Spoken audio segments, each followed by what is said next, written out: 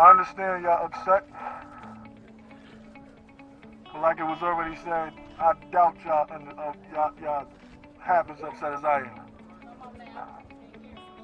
So if I'm not over here wilding out, if I'm not over here blowing up stuff, if I'm not over here messing up my community, then what are y'all doing? What are y'all doing? Y'all doing nothing. Because that's not gonna bring my brother back at all.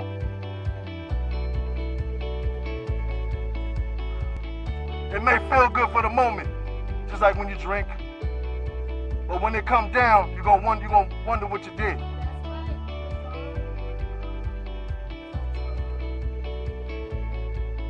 My family is a peaceful family. My family is God-fearing. Yeah, we upset. But we're not gonna take it. We're not gonna be repetitious.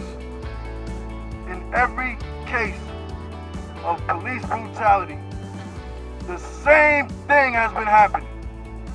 Y'all protest, y'all destroy stuff, and if they don't move, you know why they don't move? Because it's not their stuff, it's our stuff. So they want us to destroy our stuff. They're not gonna move. So let's do this another way. Let's do this another way.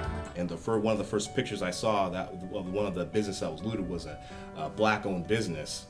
I'm like, they're not even from here. They don't even know what they're even doing. So that to me was very angering, watching, a business that was looted, and that business is across the street from a Safeway where before my father became a police officer here in Portland, he worked security at that Safeway. Talk about history and roots.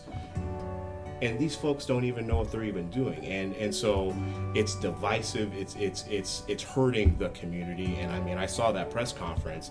Clearly the community was not happy with that. And they even asked for the violence to stop. And they still are coming out and having these violent interactions with other citizens, the police, and at some point you just go, what is the end goal? Bloody Sunday, Selma. Those folks marched because they wanted the right to vote. And they legitimately were beaten in the street for civil rights, to have rights that they were told they couldn't have because they were not even human. And then having folks scream and yell that they're being peaceful protests, but you're not peaceful because it is violent. And I actually had a cousin who went to one of the marches and he left. And he said, this has turned into something else.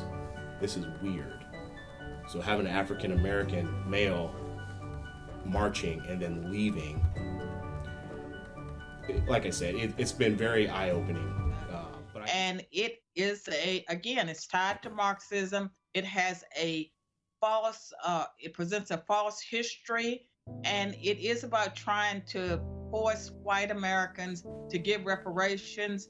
It's based on critical race theory, that racism is permanent, that white people have to divest themselves of their whiteness. And it's not the kind of message that we need in America or other places in the world. I'm part of a group called 1776 Unites, and we're very focused on presenting the true history of America and race relations. And in America, the story of race has been white people and black people working together, trying to overcome their problems and their situations. And someone like me, who was a high school dropout, one of 12 children, born and raised in rural poverty, I would never have gotten those opportunities had it not been for the U.S. Civil Rights Movement, but also white men and women who came into my life, supported me, encouraged me, and as a consequence, I did things that I would have never imagined. I would never have gone to graduate school and become a professor because I didn't know anything about being a professor.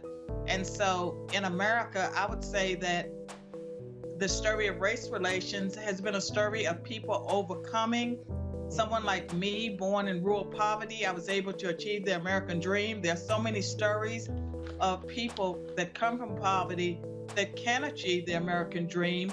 I would say that Black young people have never had it better. And the reason that they're complaining is because of people like Nicole Hannah-Jones that push that Marxist ideology and they foment unrest among people. I was listening to the police scanner on my app, and I was watching live streaming happening on Facebook. We saw the protesters turn and come this way, and the video we were watching was after the protesters had come by. We could see that there was some damage, the windows were broken.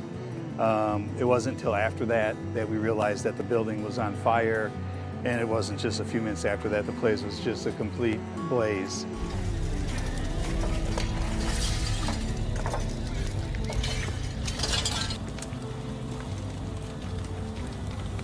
This morning, get up, tried to get the rest.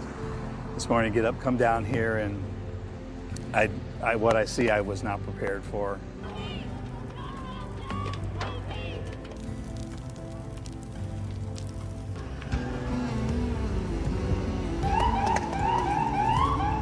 I knew it was going to be a disaster, but I didn't know what a disaster looked like till I saw it.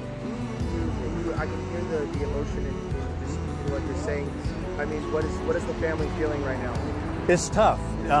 This is a business that my parents started 40 years ago, small, out of their garage. It was a small business. Did it just to make a few extra dollars, and eventually it grew. 31 years ago, they bought this building, and so we've been here ever since. They're very upset about it. It's emotionally hurtful. We didn't do anything to anybody. Why did we deserve it? Brandon, thank you so much for joining us. Thanks for having me. Are you a supporter of the Black Lives Matter movement? Am I a supporter? Correct. No, I'm not. Why not? Well, because I don't think that the intentions or the spirit behind Black Lives Matter is actually effective, and they're being genuine about what their approach is. I haven't seen not one legitimate result that have come from Black Lives Matter, the movement, or any of the activism that has came forth in America. And if you ask me, I think they've been more destructive, more counterproductive than they have been doing anything positive in America. The actual phrase Black Lives Matter, I think pretty much everyone can agree with that, right? So is there a distinction between the phrase and the kind of goals of the movement and the people involved in the movement and what you were mentioning just there? Yeah, to me, it seems like a racist or a prejudiced overtone to even suggest that Black Lives Matter. And the reason why is because everybody matters. You shouldn't isolate one group and say, let's emphasize that these individuals matter more than anybody else, or to highlight that. I get some of the idea behind it, that people may feel like Black people are being held behind, or if that's their sentiment. I get it, but I think it does more harm by isolating one racial group and therefore leaving out others. And I'll tell you this, in America, if a white group were to say white lives matter, people will be open arms and have a problem with that, saying that this is racially biased. So I think just the title in and of itself, Black Lives Matter, I don't really think that they should have went down that path, because it makes them look like they're racially prejudiced. But I think they should have said all lives matter, which is saying that Black lives are just as equal to other lives, not necessarily that Black lives are better or should be emphasized at a higher rate.